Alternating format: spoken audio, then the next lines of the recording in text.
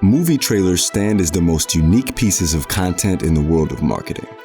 They really haven't changed all that much since their creation in the 1910s, yet they have grown and evolved at a breakneck speed. From silent images and hyperbolic titles wiping across screens to the introduction of sound, the emergence of color, being set to music, appearing on television, breaking viewership records on the internet, and even growing to the point that there are actually now trailers for trailers. How popular have they become? To put it in context, in 2019, nearly 3 times as many people watched the trailer for Avengers Endgame than watched the Super Bowl, the highest viewed television event of the year. This popularity has also forged a special relationship between movie trailers and the audience. Like any passionate affair, it can have its ups and downs. People love movie trailers because it's the first look. It's the first look at a new film. I think there's a few different reasons why people love trailers so much. Trailers give you a bite-sized portion of the movie. Some trailers, like Baby Driver trailer, for instance, they'll make this whole kind of short film type thing where you watch it and it's like you're watching a mini movie. In my experience, trailers before movies is just as good sometimes, if not better than sometimes the movies I see in the theaters. If it's scary, it should scare me. If the movie is exciting, the trailer should excite me. If it's funny, it should delight me. That to me is what makes me want to go see one of those films. A bad trailer for a good movie sometimes sinks good movies. Even for me, and I'm like a big film fan, I go to the movies way more often than normal people. If I see a bad trailer, Sweetie, you're so handsome when you make that face.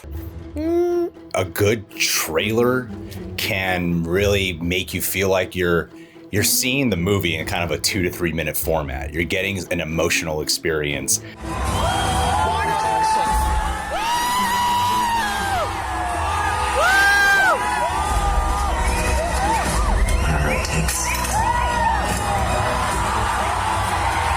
That idea of like sell the sizzle, not the steak, we're really feeding into the sizzle in that moment. You know, in a way, movie trailers are like a good first date. You know, there's hopefulness, there's butterflies, you're excited, you want to fall in love, you want to walk away from the trailer or the date feeling like, you know, you're walking on air and you're excited. They make you want to fall in love with the movie. Now, when the actual movie comes out, it could end up being like a bad relationship. Maybe we shouldn't have gotten involved. Why do people sit waiting with bated breath in a convention center that they paid to be in Chicago at Star Wars Celebration just to see this teaser? That might be the most exciting thing that's happened to them that entire year, to be in that room, see it first, and experience it with all these people. It's kind of amazing. Now they actually do trailers for the trailer, where you'll see the 15-second teaser for the trailer that debuts tomorrow for the new Fast and the Furious. Trailers are not advertisements. They're just sort of like when you go to the grocery store and they say, try this little candy, right? And you try it. And I actually like going to the movies when the trailers are good and sitting there for 25 minutes and watching all these great trailers.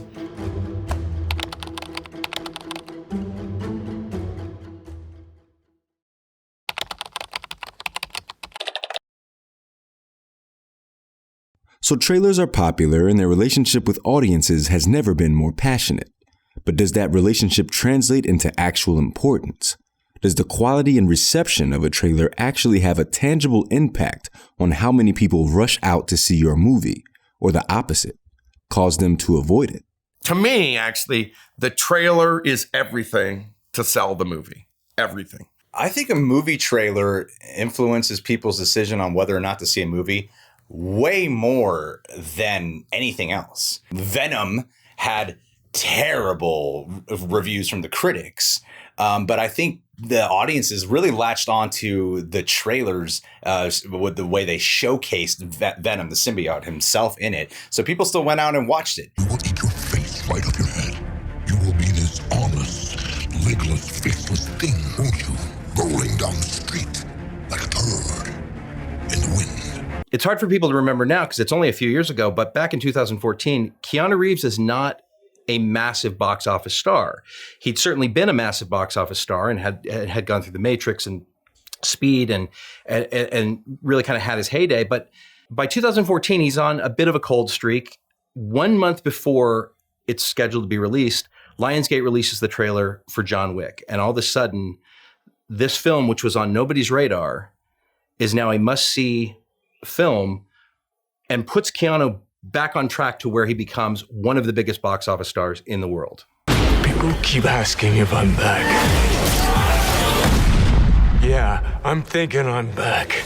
When you have a trailer for Star Trek Beyond, that movie trailer, the teaser trailer for that film, that teaser trailer was terrible.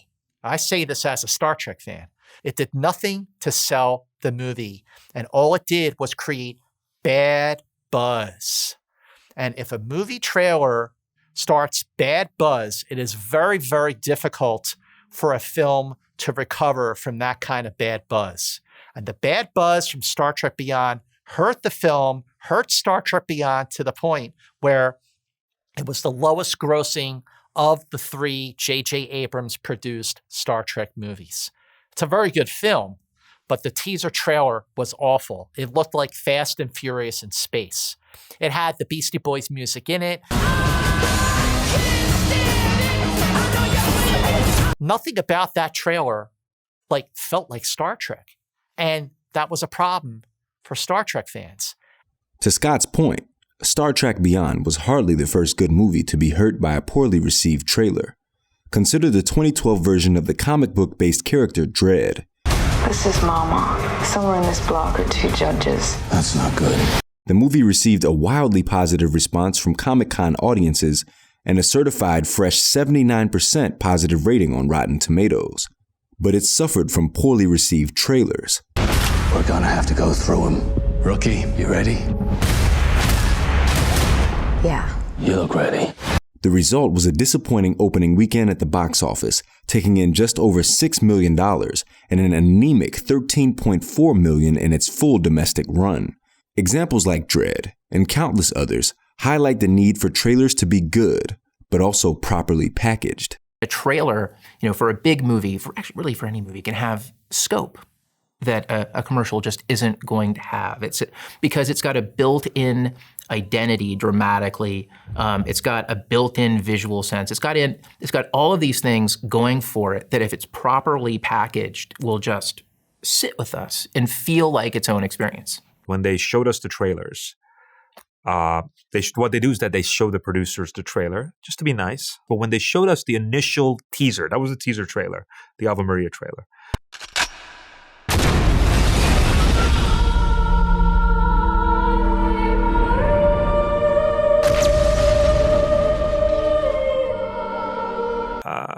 Blown away. Comic-Con, I believe, was a week later because the trailer hit in early July or mid-July. And I ran into a bunch of my friends from the industry, a bunch of my producer friends, a couple of directors, executives, and that's all they could talk about the trailer. And it worked because the movie during Thanksgiving, when it opened with 5 other movies, it made $22 million over Thanksgiving weekend for an R-rated movie. Then it dropped like a rock. But it opened with 22 million. At that moment, we were riding high, man, and that's because of the trailer. That's what an effective trailer does.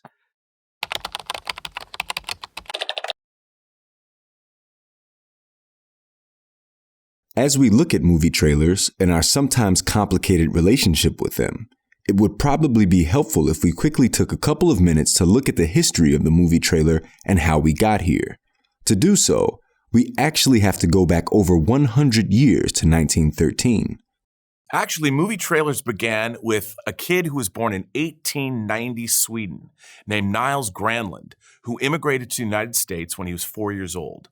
And when he was 23, he was hired by Marcus Loew of the famous Loew's theater chain. And at that time, in movie theaters, they also had live shows in addition to showing films. And Granlund was hired actually to do publicity on one of Loew's shows called Hanky Panky. He did such a great job that Marcus Loew hired him to do publicity for the entire chain. One of these live shows was called Pleasure Seekers.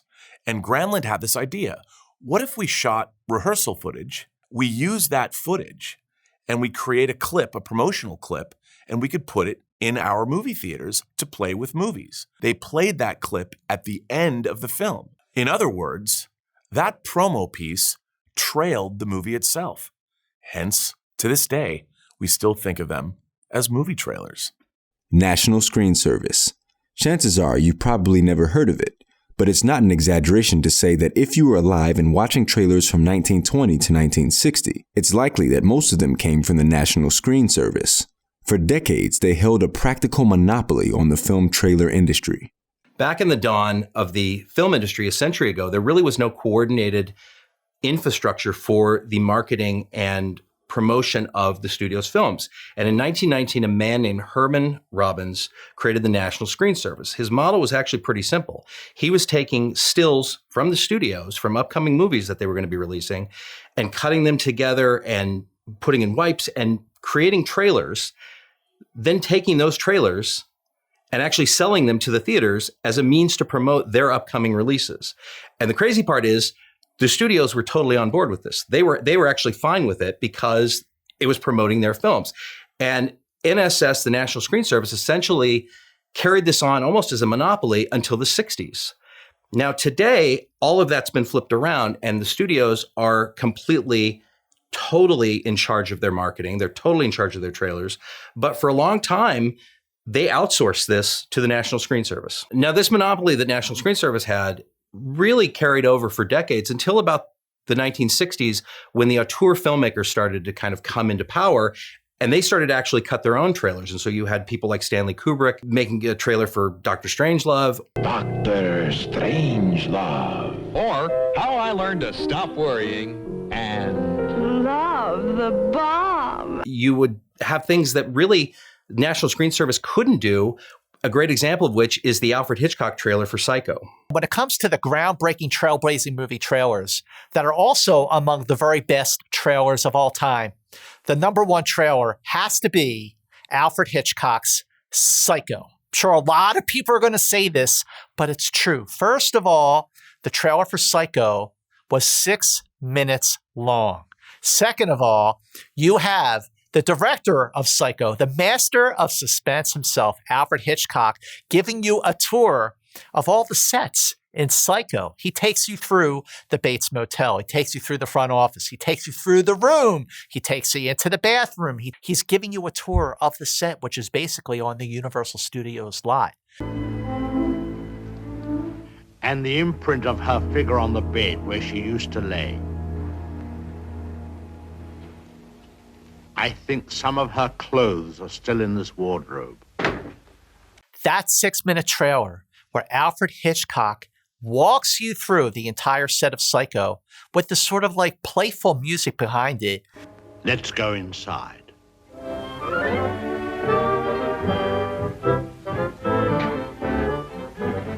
Which gives you no indication of what you are in for. It's brilliant.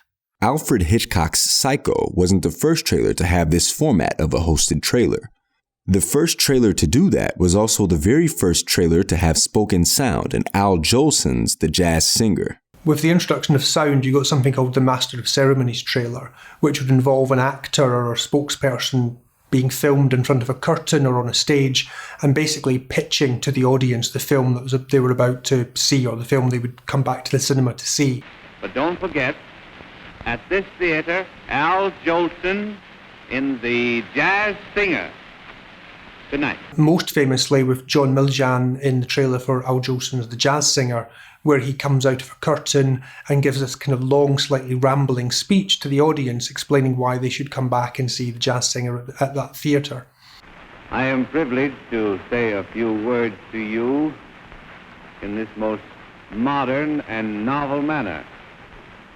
Privileged because it's the first living Vitaphone announcement ever made announcing the coming of one of the year's outstanding pictures. What is the picture? Oh, well, of course. You've guessed that I'm referring to Warner Brothers' supreme triumph, Al Jolson in The Jazz Singer. Warner Brothers, who introduced sound in this way, it made many of these kind of talking trailers, Master of Ceremony trailers, but they also became very popular through the 1930s and kind of would return in the 1950s when directors such as Cecil B. DeMille, Alfred Hitchcock, William Castle, and Otto Preminger enjoyed kind of hosting their own trailers.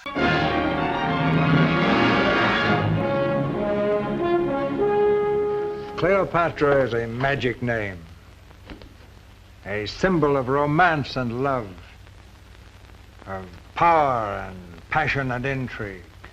So when you get a new technology coming along, trailers are very eager to kind of show off that new technology. It was true when the Jazz Singer debuted and trailers were made for that, which kind of showed off sound technology. It was the same when widescreen was introduced. There are great trailers in 3D, both in the 1950s and in the 1980s.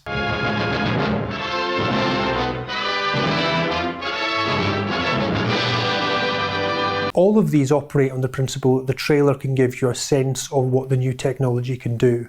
And because of that, you can be lured back into the cinema to kind of see a more expansive version of that. While names like Kubrick and Hitchcock were synonymous with the movies, you can't have a conversation about movie trailers without at least mentioning the one voice that came to define them for a generation.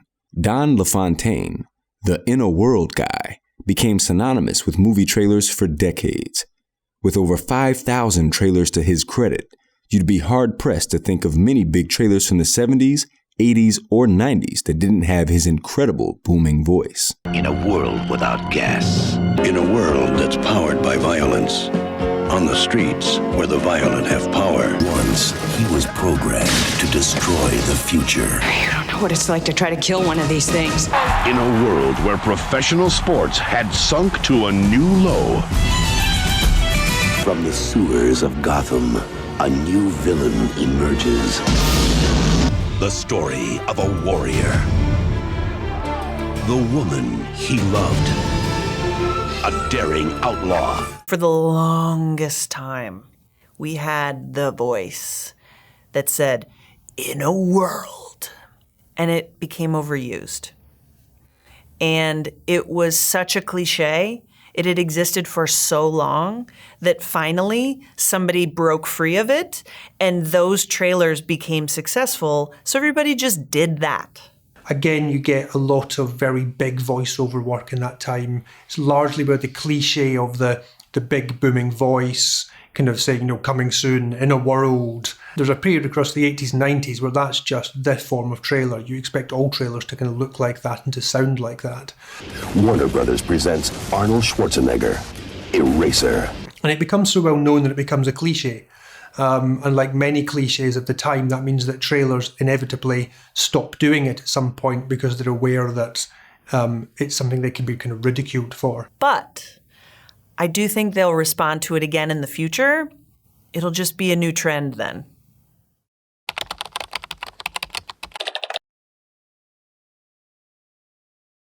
By 1998, the relationship between movie trailers and the audience was already strong, but they were always just the proverbial wingman. One trailer changed all that and became the centerpiece of the entertainment world. For the first time, people were going to movies and buying tickets just to see one trailer.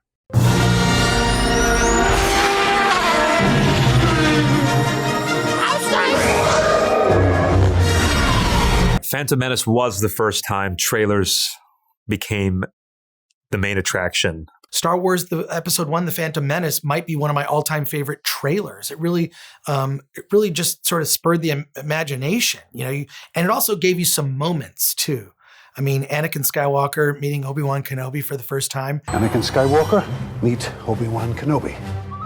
Whatever you think of Episode 1, perhaps a subject for another documentary, but that trailer for Episode 1, I think no one would deny that is one of the all-time great movie trailers. It's hard to not talk about the ultimate trailer when you're talking about trailers, and that's The Phantom Menace, Star Wars Episode 1. And the reason why this was so impactful, Star Wars hadn't had a movie since Return of the Jedi. So this is 16 years or something along those lines where people are waiting for a Star Wars movie. And there was no, I'm just going to watch the trailer on YouTube. It was, no, how are you going to find it? You got to go buy a ticket to meet Joe Black. As far as I'm concerned, Star Wars Episode 1 trailer, that debut, was as important as the movie. The new Star Wars movie is finally here, and E.T. has the long-awaited trailer in its entirety. So it was so important. Many of us, myself included, went to see Meet Joe Black just to see that trailer. I remember it was 1998, I believe. I remember going to Universal City Walk with two buddies to go see a movie we had no intention of ever seeing, which was Meet Joe Black. No disrespect to anybody involved in the film. Your dad. Yes? I still haven't seen it. And we went and paid for it. We saw the trailer. We couldn't stop talking about it. We held on to our tickets. We came back outside for an hour and a half or whatever it was and went and sat through the last 15, 20 minutes of the movie and watched it again. When the Phantom Menace trailer came out, it was a cultural event. I was in film school at the time and somebody got a copy of it. So we actually had a copy of the trailer that we were watching on somebody's computer just over and over. And so I have very vivid memories of very specific frames of that trailer. Some very ambitious people took a cam version of that Episode 1 trailer, uploaded it onto the internet. And I remember finding the site through the force.net. I remember it took 6 hours to download. Now you have to remember, at the time, Americans, most of their modems ran at 56K.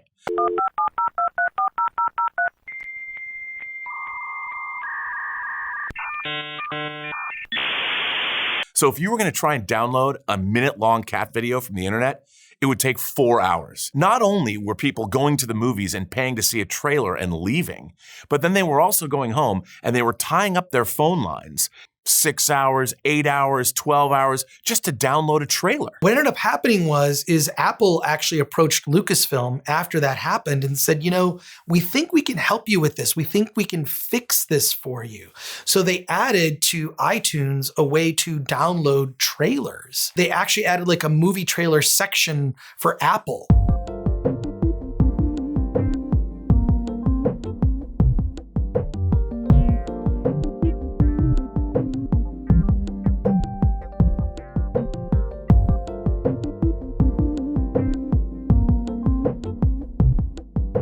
After the Star Wars Episode 1 trailer debuts on Apple became a huge deal. And it changed it because people started doing that. People started running big trailers before their movies because they figured, okay, you know what?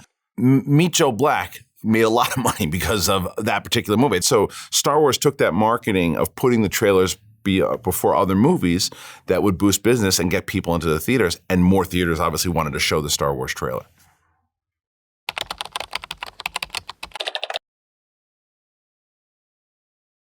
The advent of the World Wide Web changed almost every aspect of life in our world, but absolutely nothing impacted and shaped the dynamic between the trailer and the audience more than the internet did. It used to be that if you wanted to watch a movie trailer, you go to the movies, of course, or you watch them on TV. In the 1920s through to about the 1980s, very few trailers were seen more than once, maybe twice in a cinema. Back before we had the internet, I would wait for things like Entertainment Tonight, to run trailers, and I would, set up my VCR. That's a video, recording device with tapes for the kids at home. Ever since the internet came of age, really in the early 21st century, that's really what kicked the door open for the popularity of the movie trailer. I don't know if the old Dom is in there. I don't give a damn. I'm taking you down. So Redo, let's play. Why are they shooting at me? I don't know, maybe because you're in an orange Lamborghini. Shut up, Tess! Your whole life, you pushed yourself to be faster than Dom, smarter than Dom. Everything you see exists together in a delicate balance. These are the qualities we see in Mulan.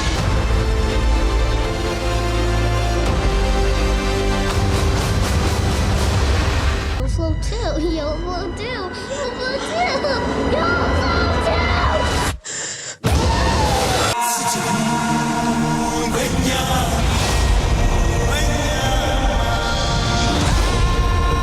You will know what it's like to lose. feel so desperately that you're right, yet to fail all the same.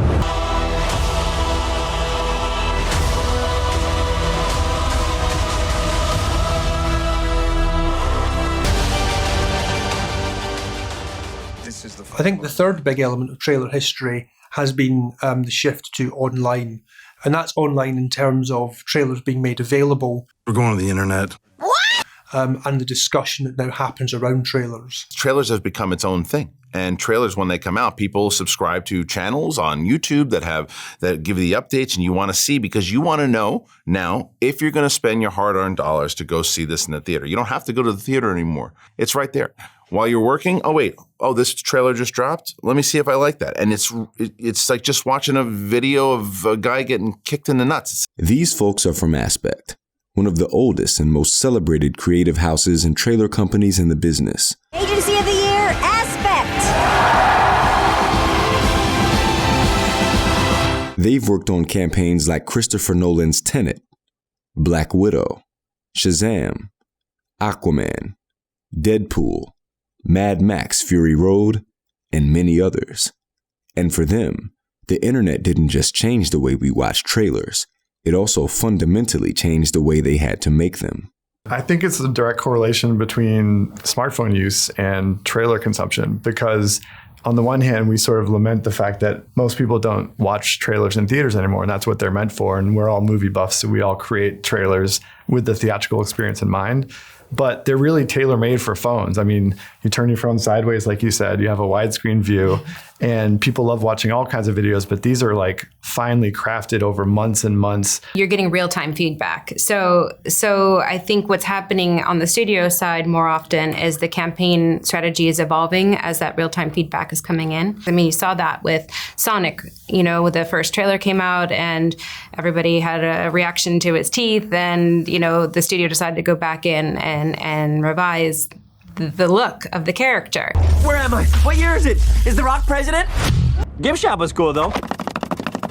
It's a huge success story in the end because that campaign was hugely successful. Sonic. I'm talking about Sonic here. That real-time feedback is something that, it's made us more nimble. Trailers can be, we can finish at version 93. You can sort of salivate in your anticipation of the movie sooner, and you can kind of watch it and it can amp up your anticipation. So I actually think the internet has made the trailer art form more exciting, and it also ignites conversation from the fan base. This is most clear in things like blockbuster trailers. The Marvel trailers recently have been very good at that. The Star Wars trailers at the beginning of the 21st century were also very good at that, kind of creating mystery that involved online fans going back again and again to the trailer and trying to understand what was going on and trying to interpret those scenes and those images in terms of the narrative to come.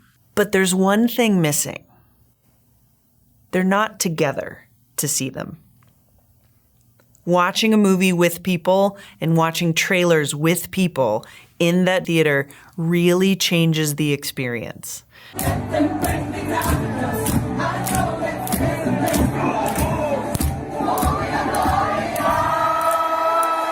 Part of the magic of trailers is seeing it with other people. I know that Christopher Nolan, when the trailer for The Dark Knight Rises came out, he actually was adamant that it not debut on a downloadable service, that it not debut through Apple, that you actually see it in a theater. Now we're competing with everything. We're competing with Instagram or with Facebook or with whatever it is that you're scrolling through. So we need to get a little more nimble, even in that first creation of the first piece, before we have actually any data on how people are going to receive the movie. We need to be a little more grabby. We need to be a little more compelling from frame one. It's a trick to get people to just tune in for 2 to 5, 10 minutes. Hey, good on you. You should probably do this for a career. People will scroll within a certain amount. There's like a window that you have, and I believe it's somewhere between 3 and 6 seconds where you just lose your audience. So that's why we'll start with some kind of grabby piece of material that goes, don't go. There's some cool shit gonna happen. Literally, you click on a trailer online, and then they have to play you a mini clip that's like a fast version of that trailer in 6 seconds.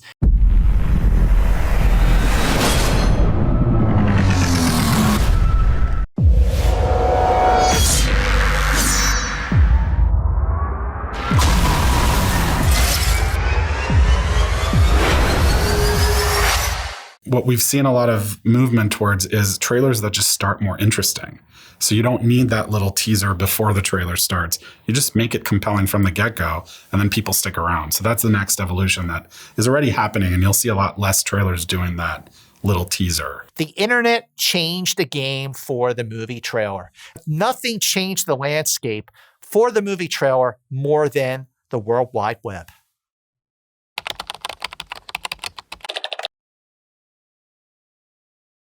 It's taken for granted today that Marvel's cinematic universe is the biggest power in the world of the box office. But it wasn't that long ago that it was nothing more than an idea that was looked at with skepticism. But in July of 2007, it can be argued that, as far as fans are concerned, the MCU officially came to life with the debut of a trailer.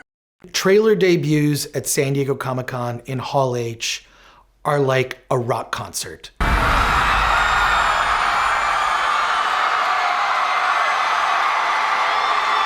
It's insane. Whether it's Marvel putting on a show where all of the actors come out, Robert Downey Jr., and there's Chris Hemsworth, and there's everybody, you know, Chris Evans, they're all making it on stage, and then you see a clip or a new trailer, or whether it's DC, and they've got like this, I mean, it's insane. They do this wraparound screen whenever DC comes out, and it's just nuts. All the actors are there. There's Jason Momoa walking right behind you. Oh my God, Jason Momoa, Aquaman, I'm gonna lose my mind.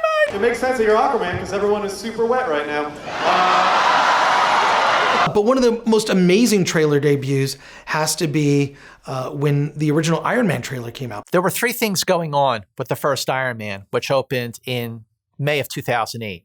First thing is that John Favreau was better known as an actor than as a director. Iron Man, the character, was for very second tier. No one really cared about Iron Man. You know, they just cared about Spider-Man and Fantastic Four and X-Men. And Robert Downey Jr. was, his best days were behind him as an actor because he had had a lot of personal problems that really overshadowed the talent of the man himself. But when that trailer premiered at the San Diego Comic-Con in 2007, when John Favreau came out on that stage and he showed the trailer, not in a theater, but at San Diego Comic-Con, immediately Iron Man went to a top-tier character from Marvel. John Favreau became better known as a director than as an actor. All of a sudden, in one fell swoop with 1 2.5-minute trailer, Robert Downey Jr. was a box office draw. And that is why the first Iron Man launched successfully what we now know as the Marvel Cinematic Universe. Robert Downey Jr. became an A-list box office draw, and he became basically the king of Comic-Con.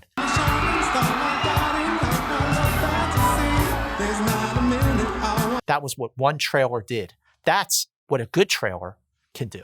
There wasn't that kind of hype around Marvel at the time. In fact, there was a lot of skepticism. Marvel's record for movies was pretty spotty. Really, the DC universe with Superman the movie and 89 Batman, they had a better track record when it came to taking their tentpole characters and turning them into films. And let's be honest, Iron Man, not an A-list character from the Marvel universe, right? But that moment, and I remember, I was not in the room, but I remember it was Blair Butler, who covered comic books on Attack the Show at G4, who was like showing me on her phone because she had seen the trailer, and we were all kind of huddled around her phone looking at this trailer debut, and it's Robert Downey Jr. And it's just insane, like, oh my God, he became Tony Stark. The weapon you only have to fire once. That's how Dad did it. That's how America does it. And it's worked out pretty well so far. And word spread like wildfire, like, holy crap, the Iron Man is gonna be the shit. So a lot of discussion has been had about how the Comic-Con trailer really boosted the profile of Iron Man coming out of Comic-Con. What a lot of people don't really talk about is how it also boosted the profile of Comic-Con when it came to film trailers. And with other studios seeing what Marvel was able to accomplish with that first Iron Man trailer, suddenly every studio wanted their trailer in front of 6,000 people in Hall H. This is our very first trailer. You are the first people in the world to see it. getting the same buzz that Marvel was able to do with that original Iron Man trailer.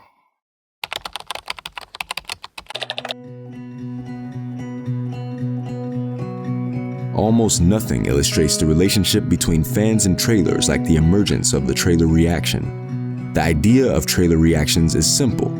A person or group of people film themselves watching a trailer for the first time, allowing the audience to see their reactions. A simple idea, yes, but one that touches on the connectedness fans love to feel with each other over something they share a love for.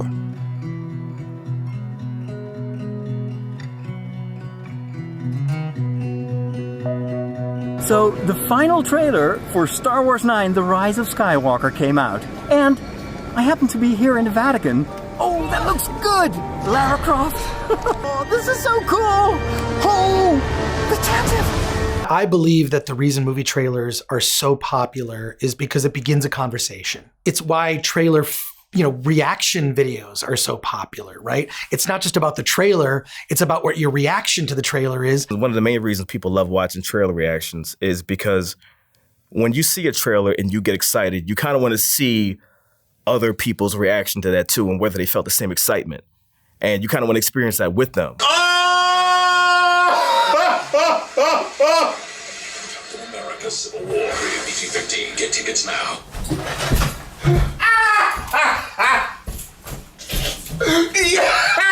These YouTubers got onto something that was actually pretty ingenious. Why wait for the movie to come out? Movie trailers are so anticipated now. When you have big films like Star Wars, The Rise of Skywalker, Avengers, Endgame, Captain Marvel, Wonder Woman 84, it's an extension of the movie review. It's an extension of the trailer experience. If you go through the comments of any one of these reaction channels, myself included, or someone like Cyber Nerds, for example, you're bound to come across the comment of, this is fake. Would they really behave this way if a camera wasn't pointed at them? Bulletproof, fam.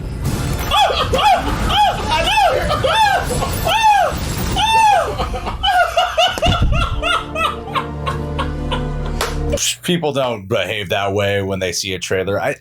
At the end of the day, even if you're alone, when I started doing this channel just off of my laptop and that was it, with the reactions, you're aware that people are watching you. And it's that thing, is like sometimes when I'm alone, I might not be as expressive, but sometimes when you're with other people, you might be more expressive. I feel like more alive than ever. All right, Nightcrawler. Jeez. Okay, we're watching this. Oh my God. You can't. Yeah, we are. We're going. And an overpowering urge to consume blood. You can have my blood. Please. Give him some blood. Oh, what the hell? It's like the idea of watching a comedy by yourself at home versus watching a comedy in the theater with a group of people. Sometimes you're probably going to laugh a lot more because you're with a group of people. I think one of my favorite trailer reactions, it probably is the Black Panther trailer. Because we had this whole skit set up where Joe would wear a Black Panther mask. You a lunatic. I know I can't breathe in this shit, but you look fucking stupid. You look stupid. You're trying to be who I am. I am the original. And we were so into the trailer, we completely forgot everything.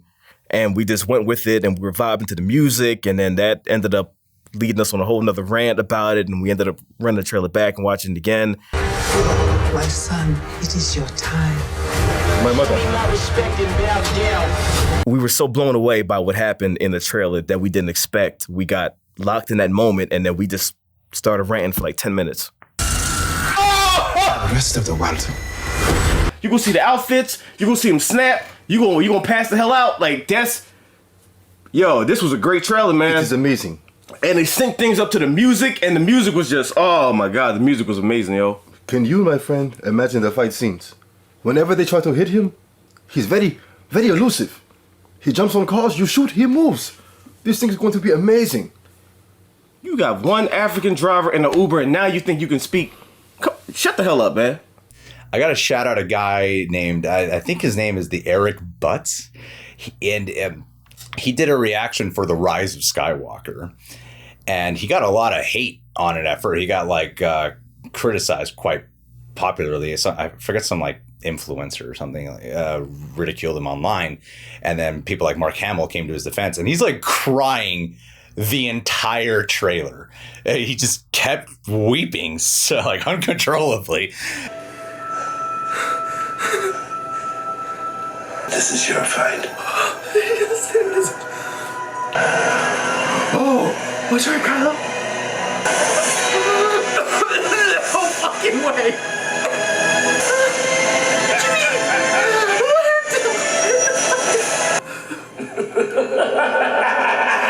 What? And I think a big part of what's made reactions so big is fandom. Being able to have that experience and not be shy about it. And especially for a guy to cry on the internet over like weeping over a trailer just because of how much he's in love with a certain property or the lore, whatever it may be.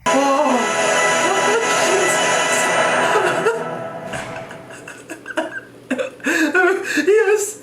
Oh my God. I think that's a beautiful thing. Watching a guy cry over his love for that shows you the beauty in the emotional experiences that these movies can give you, or even just in the format of a trailer.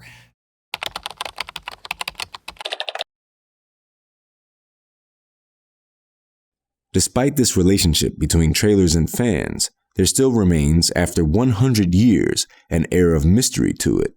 For example, most average film fans assume that the filmmakers themselves, the directors, the writers, the producers, directly create these trailers, when in reality, most of the time they had very little to do with them. I was surprised because it wasn't really that collaborative. I would be in the editing room and they brought down the trailer to show me. And it was my producer, was Don Murphy. And it wasn't the studio saying, hey, we did this and we're really excited, almost like an ad agency selling the client on something. I always thought there would be sort of this group thing, but there was like this separation. They had done it all by themselves. They hadn't told me what the concept was, but I was not really involved step by step in the trailer making. The first film that I ever directed was Free Enterprise. Now, I also co-wrote the film and I edited the movie. So I had lived with this thing for 2 years. And then I had to give it over to some marketing company, and they were going to figure out a way to cut this trailer that was supposed to promote what I had done for the last 2 years of my life. So of course we get this trailer back. And I have to say, I put it on, I was like, show me. It's a musical version of Julius Caesar. I want to do the complete text. Well, I'll play Julius Caesar and all the other parts too. And I realized that once I removed myself from wanting to cut my own trailer and allowed someone else to do their job, I was like, they did a terrific job. I'd be shocked if Christopher Nolan didn't design a trailer for Tenet or Inception. But if you're not at that level, then you have less control, and some directors have no control. Now, they have the ability to comment on them. A single idea from the human mind can build cities.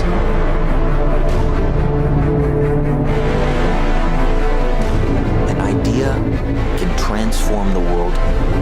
But as far as a control, that's only reserved for the upper echelons. And I think about old trailers versus new trailers and how clear it is that it is a marketing tool. And the filmmakers, most of the time, have nothing to do with making the trailers.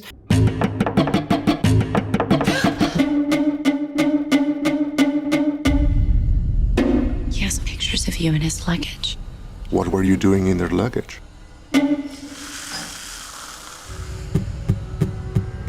What do they want? God help you. For the stuff that we produce, seeing a piece of promotional video for the first time, trailer, teaser, what have you, it's terrifying. Like, the idea of it is exhilarating and terrifying at the same time, because is the marketing department going to understand what you were going for? Are they going to sell it to the audience as what we set out for it to be? Guys, they're not here to sell vacuums. The commission will hunt us down wherever and whenever we go. When I come up with a moment that feels like it's a big moment, I will think, okay, this is a trailer moment. This moment here where Magneto is pulling a submarine out of the water is a trailer moment, right? Certain things, when you write them, feel like trailer moments. The 1960s onwards, particularly 1960s through 1990s, is probably best known as the moment when the boutique trailer company came about. So led by companies such as Kaleidoscope, which was set up by Andy Keane in the 1960s. You're going to need a bigger boat. That's a 20-footer. 25. 3 tons on them. Many ex-National Screen employees would go on to produce and set up their own trailer companies. The campaign is the studio's campaign. They drive the strategy behind it. They have the data to show, what they want to hit, how they want the film to play in the world. We help them develop that. How many of you all were with Walter that morning? You ain't quitting, is you?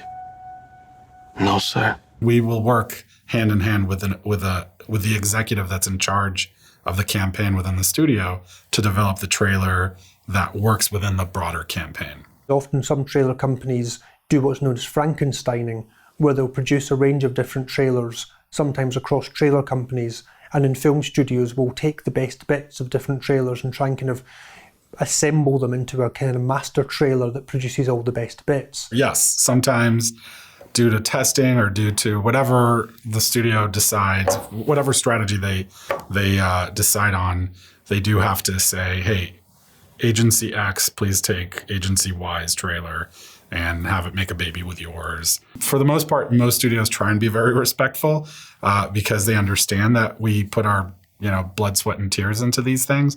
But yes, sometimes it happens. The Frankenstein is real.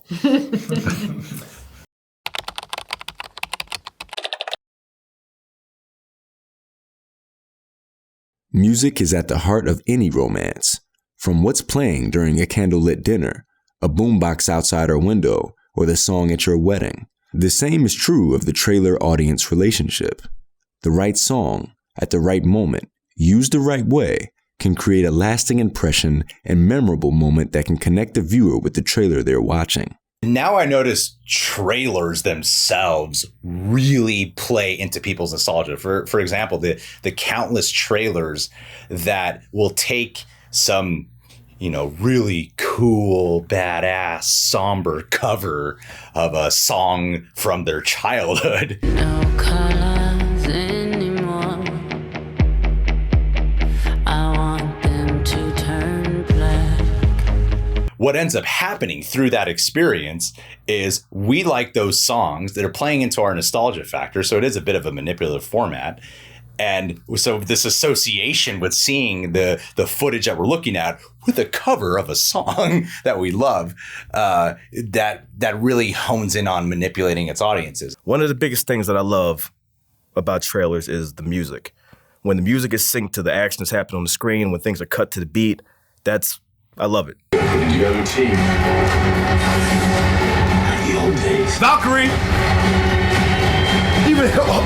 Like that, I'll completely lose myself in a trailer, and that'll actually sell the movie for me. One of my all-time favorite trailers was for the newest Mission Impossible movie, Mission Impossible Fallout. That trailer had everything it needed to make me want to go see this movie. It had good pace. It started off slow. It built really well. It had a killer song. It had that Imagine Dragons song. It was like, and it built as the trailer went along.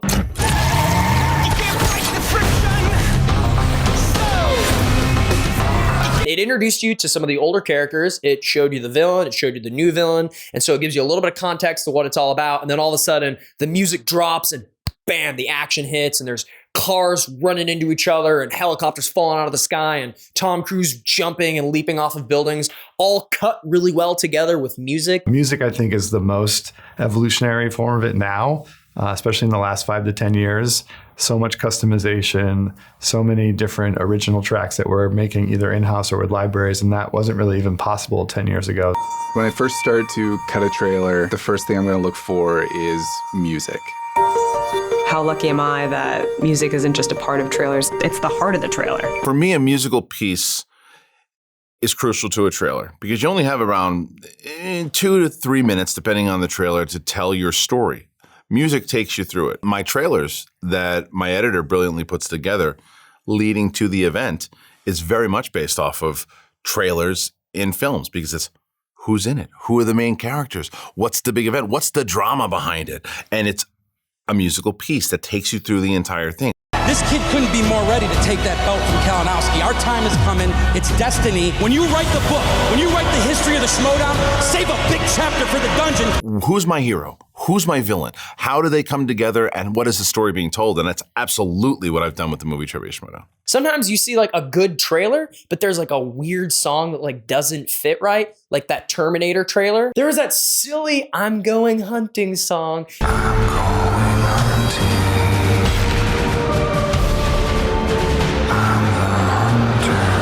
If you take that song out of the trailer, it's actually a pretty legit trailer. It's actually pretty exciting, but the song was just weird and misplaced. We all have emotional connections to certain songs.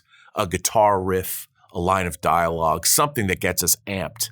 Now, when the Thor Ragnarok trailer came out and they used the Immigrant song, Led Zeppelin's The Immigrant Song,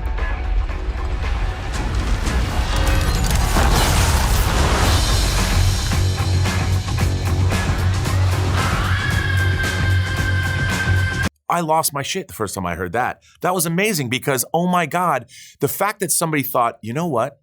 We're going to put Led Zeppelin and Thor together. And another great example of this is when they used Bohemian Rhapsody in the trailer for Suicide Squad. Suicide Squad is one of the ones that we got the most buzz on. And we've had a lot more recently also, but that's one of my favorites. A fun juxtaposition to the dark images of that movie, but with such a promise of fun and a good time at the movies. Let's do something fun. It just was so well cut, and so the energy of it is so infectious. And as you watch it, it's just such a promise of what that movie could be.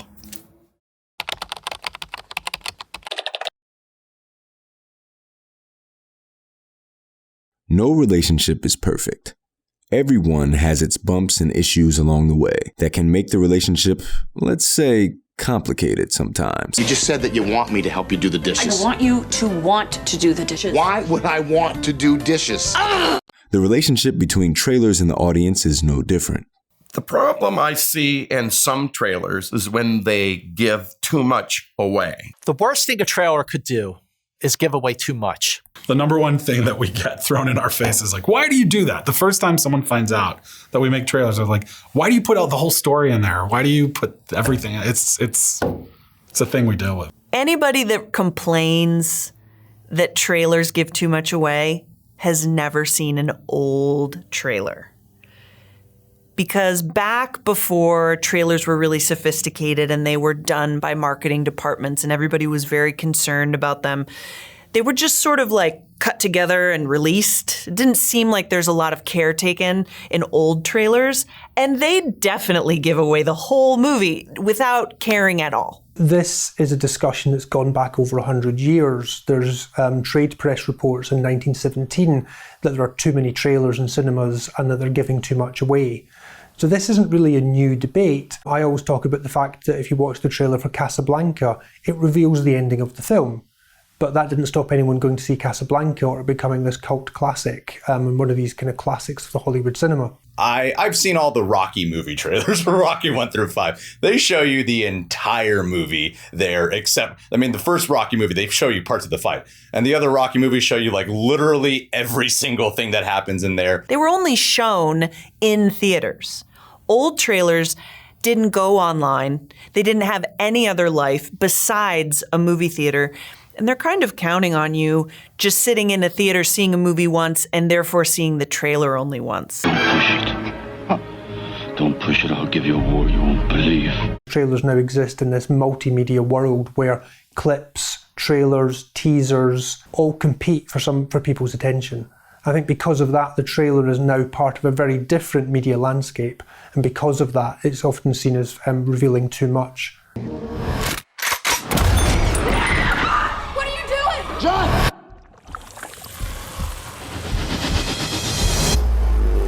What have they done to my son? Survival's what you taught me. When it comes to a trailer that gives away way too much, there's really only one that stands out, and I will never forget it.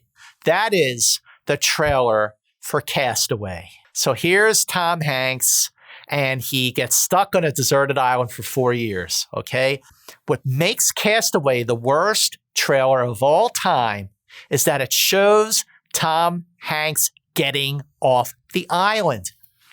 What were they thinking? You were lost for 4 years. We had a funeral, coffin. What was in it? What were they thinking? You're going to show Tom Hanks getting off the island and back with Helen Hunt, who plays his love interest, and his hair is short, and he shaves the beard, and he looked like he did back when he made Bachelor Party. Like, that was the stupidest move. I mean, a lot of it comes from audience testing. So audiences say that they don't want things given away, but when trailers are tested, especially head-to-head, one of the most common pieces of feedback is more story and more context for what's happening. So in response to that, the studios try to put more things in there to make things clear and to get people excited. And maybe sometimes they put a little too much, they cross the line. But it is a balancing act because I think audiences want to know what they're in for, but then they don't want to know everything. I was really excited to see Jake Gyllenhaal in Southpaw, that boxing movie. You know, Eminem did the score for the movie. I heard about that. I was excited. And then I saw the trailer, and they showed like the biggest plot points of the film in the trailer. It's like, okay, he wins the title, he loses the title, his wife dies. He has to fight for his kids. Legal custody of the child shall remain with family services until the father can demonstrate the abilities of a responsible parent. Oh, look, there he is in the ring at the end of the movie, in the middle of the trailer. I'm like, what are we doing here? So one of the most outrageous examples of a trailer just sort of giving away the movie is the 1998 F. Gary Gray movie, The Negotiator, with Samuel L. Jackson and Kevin Spacey. And in the movie, Samuel L. Jackson is a hostage negotiator who basically goes into a building and takes a bunch of hostages, and Kevin Spacey is the negotiator brought in to talk him out. And by the time you get to the end of the trailer, they have revealed that both characters have teamed up with Kevin Spacey getting on the walkie-talkie and saying, now you have to deal with both of us. Now you're going to have to deal with both of us. They basically give away the main twist of the movie in the trailer. A really great example of a terrible trailer is Batman v Superman. The title of this movie is Batman versus Superman. And the whole buildup is that Batman and Superman are going to fight each other. And then in one of the trailers, they showed us a shot where they're squaring up next to each other to fight something else. She with you? I thought she was with you.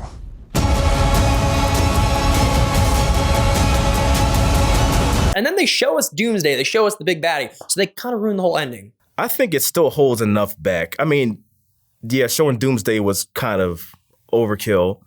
But like, as far as a lot of team up things, like, it's something people expected to happen anyway. So showing it in the trailer isn't really too bad because you know it's going to happen. I mean, we kind of knew that was coming as like comic book fans, but still, it was like, really, do we have to see that? It told us the whole movie. It told us, well, first of all, I guess we had to know that Batman and Superman were in it, but it tells us that Lex Luthor introduces them. You know, as Bruce Wayne and Clark Kent. It tells us that they fight Doomsday. It tells us that Wonder Woman is in the movie. It tells us that they're all in the movie together. It doesn't really leave anything to us except to figure out little bits of plot. We talk a lot about the difference between plot and story. Like, what's the big idea versus what's detail that I don't need to know? If you walk away at the end of the trailer and you could give me the elevator pitch, that's a success. If you start going into details of what happened, and then this character did this, or that, then that happened there, then that's not a great trailer. The first Avengers. I saw Hulk catch Iron Man. And I had seen that in the trailer. And then I'm like, well, that hasn't happened yet. And then he's flying up in the sky at the end, and he starts falling. And well, this is when Hulk's going to catch him. And Hulk catches him. And it's like, why did you show me that? Because those are the movies, like there are certain moments that when studios do that, it's like, what's the decision to show that? It's always a dance. And, you know, we try to do our part to not give away the pieces, our favorite pieces, are the ones that are more, there's more left unsaid. But, you know, at that same point, not every audience is going to shell out money to go see a movie that they don't know what it's about or what it really is. And so we have to kind of ride that line between reality and fantasy of what we're selling and what the movie is.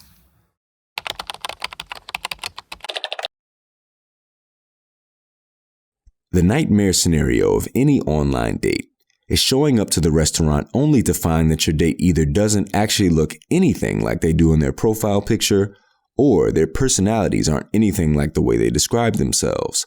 You feel misled. Unfortunately, sometimes the trailers we watch aren't very honest with their profile pictures either. One example of a trailer for a movie that ended up being nothing like the movie at all was the Ryan Gosling Drive movie, just called Drive. I actually didn't see Drive until I saw Rotten Tomatoes reviews for it, and then I went to go watch it, and I hadn't seen a trailer. Actually a really good movie, but they marketed this movie in the trailer like it was going to be kind of like a Fast and the Furious, Need for Speed, action, popcorny kind of movie, and it wasn't that at all. It was still a good movie, but it was not like the trailer at all. I went back and watched the trailer, and I was shocked by how it is not that movie at all. I heard there was some like ridiculous lawsuit about that movie because like this was not the movie at all that was pitched to me. This is not some a terrible ripoff of a heist movie or like a Fast and Furious kind of film. This is a real art house kind of action flick. And I think one of the great examples of this is The Bridge to Terabithia. Did you guys ever see The Bridge to Terabithia? Oh, there was a trailer. You watch this trailer and you think, oh, wow, I love Chronicles of Narnia. I love Lord of the Rings. Bridge to Terabithia looks like it's another fantasy epic. I can't wait to go immerse myself in these lands of magic and creatures and fun. When you go looking for adventure, be prepared to find more than you ever imagined. That's not what that movie's about at all. As a matter of fact, there's not a whole lot of time we spend in the fantasy lands of The Bridge to Terabithia is really a bridge to nowhere. If you want to watch a kid die, Bridge to Terabithia is your movie. What it must have been like being a parent, coming out of that Saturday matinee you'd anticipated all week, thinking you were going to have a nice time at the movies with your children. The car ride home is spent explaining death to your children. So here's a trailer that tricked me. Love and Other Drugs. They sell this movie as a romantic comedy. It might be listed as a romantic comedy. It's not. The first half is. I'm sorry. I know it's so late. Oh my God. Oh my God. The second half is a serious movie about this poor girl who's got a disease. You got to prepare me for that. You got to let me know because I'm going in going, oh yeah, laughing. Okay, I'm going to have some fun here too. And I'm sad at the end. I'm okay with being sad, but I got to know I'm going to be sad.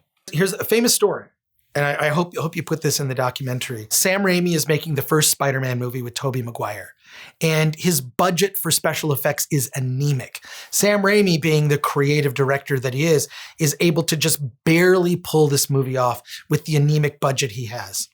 The marketing people come in and spend $2 million on a trailer where Spider-Man sees a bank robbery in progress. He goes and foils the bank robbery. The Twin Towers are there. He throws up a spider web and the helicopter as they're getting away is caught in the web. None of the footage is used in the film.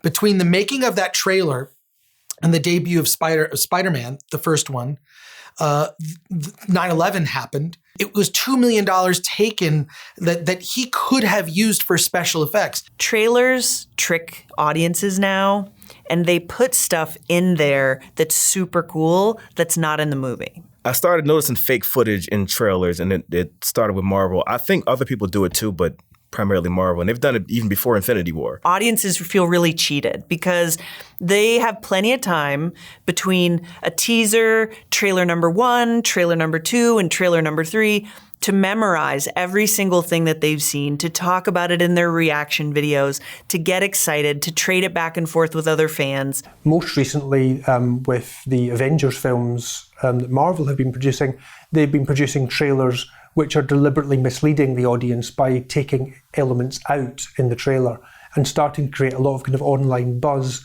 and online discussion around what the trailer really means. And then they get to the movie and they're like, oh my God, where's that shot of all the Avengers like walking towards the screen? I believe that Marvel is pretty smart. They have used footage that is intended to throw fans off. When they use the shot of the Hulk running at the end of Infinity War, that climactic battle scene, he's never the Hulk. I mean, you know, he's in the Hulkbuster costume at the end. But they didn't want to give that away. And I applaud that, because that's a bit of a ruse to where the audience goes, where's that?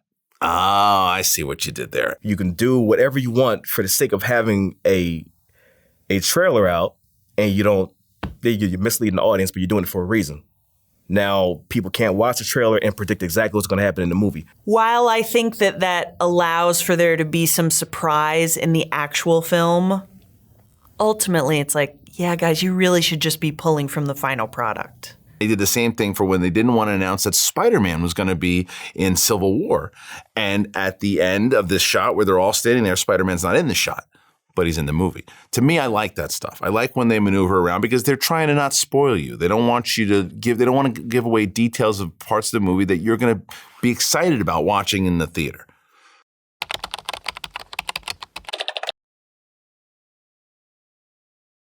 Whether it's having to sit through 25 minutes of trailers before a movie starts, or a movie just putting out too many trailers or TV commercials before the film releases, sometimes you really can get too much of a good thing. Boy, there have been so many cases of movies, I think, having too many trailers. Like when you get into the sort of, you know, the minutia of the TV spots, and if you have more than 10 TV spots, I think there's a problem. Like with Hobbs and Shaw, I loved the first trailer, and then they just kept putting out more trailers, and it's like you can stop now with the trailers. It's okay. Really, I think movies should have 3 trailers. You've got your teaser trailer, which could in some cases, say for example in the case of The Dark Knight, the teaser trailer was merely the title of the movie with some audio clips. Some men just want to watch the world burn.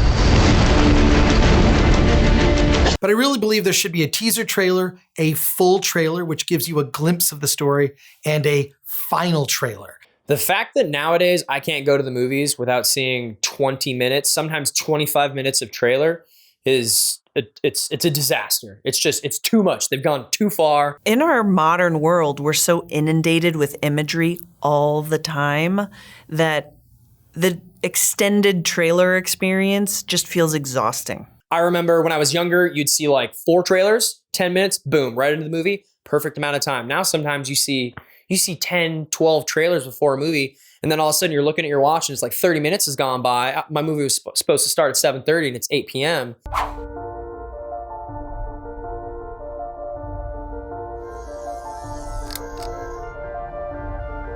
Hey, kid!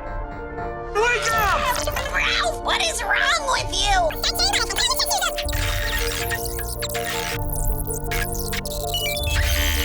Can you feel this? Yeah.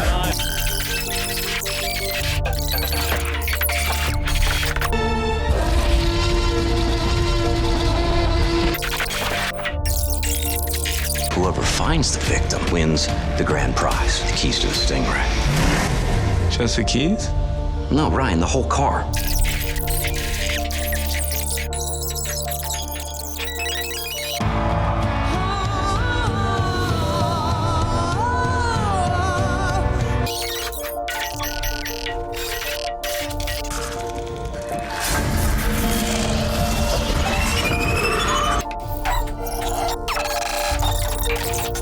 Happy Halloween, Michael.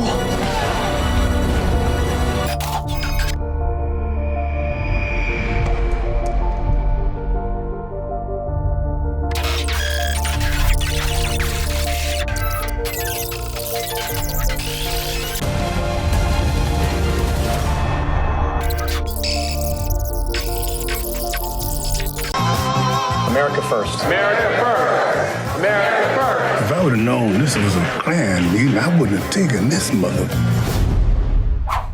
There's something psychologically exhausting about beginning, middles, and ends, which is what all trailers have. And by the time that you've gone over and over and over and through and through and through so many beginning, middles, and ends. It really does.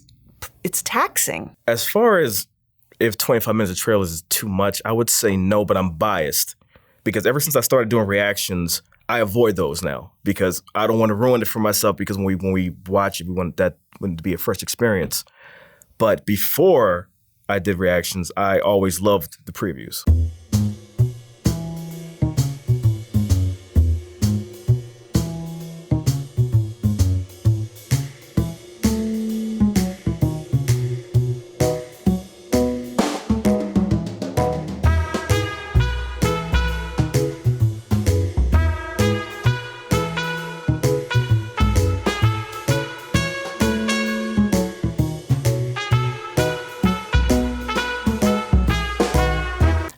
That people really understand the physiological experience of movie viewing because trailers are a complete thing. And even though they're only 2.5 minutes, it's like we go on this journey and we peak and then we bottom out. We keep doing that over and over and over again. There's a movie theater here in Los Angeles that commits to 3 trailers before the movie, 0 commercials, and then the film begins. And it always feels like such a clean, exciting, rejuvenating experience to see a movie there because it just is like, keep it tight, get to the main show. I'm not needing a nap and I just feel ready. So 25 minutes is too much.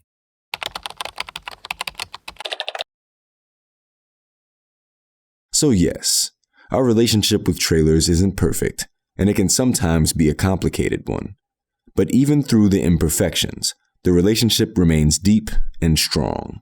And most of us movie fans have at least one, or maybe 100 special moments that we've had with trailers that are memories we carry with us for a lifetime. You can actually physically feel it holding you and pulling you in and holding your attention and not letting you go, not letting your mind wander, not letting you be cognizant of the fact that you're watching a trailer, but you're just experiencing this piece of art. And you just kind of know it when you feel it, and then you're like, that was awesome. So it's 1974, and I am but a lad, a very small lad. And there's a movie coming out called It's Alive. And the entire trailer is just a bassinet, and as I recall, a pink bassinet, turning slowly while a voice intones, "Something is wrong with the Davis baby." Most new parents are a little scared when they have a baby. The Davises are terrified.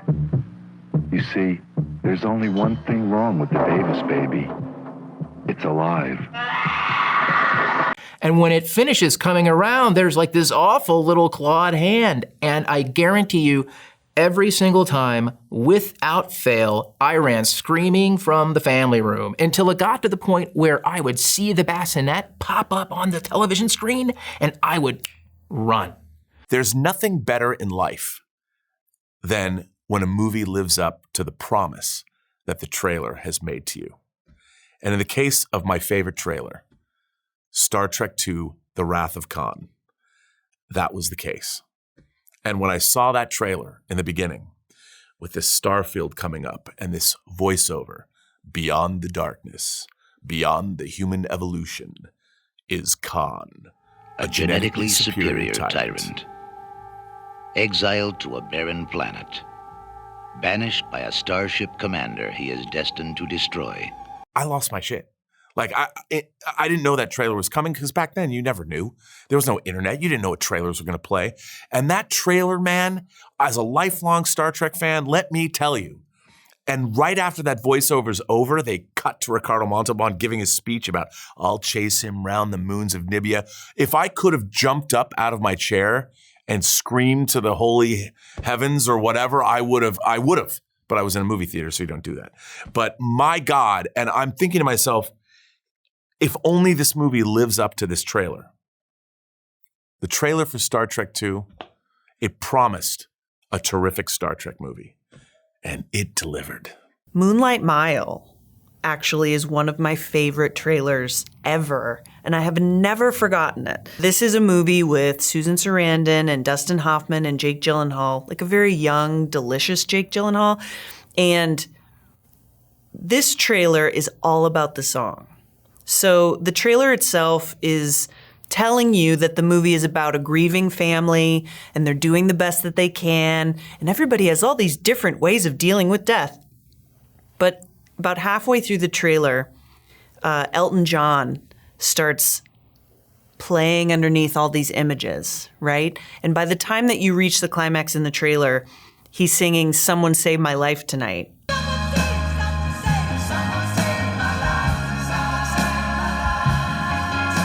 And I have never forgotten how powerful that was. To this day, I have been a Star Trek fan for as long as I can remember. I do remember it was like in the early 70s. I was way too young to see Star Trek when it was on originally in first run. So I'm proud to be of the syndication generation. So for years and years, the 79 episodes were all I had, plus the animated series. So I forget what movie it was, but when I was in a theater and I saw the very first trailer for Star Trek, the motion picture, I'm getting the chills just thinking about the grand scale Star Trek is on the big screen. The Enterprise looked amazing. Captain Kirk and Mr. Spock are back, and this trailer was narrated by Orson Welles. I will never forget watching the trailer for Star Trek: The Motion Picture in theaters. It's still just a landmark moment personally for me.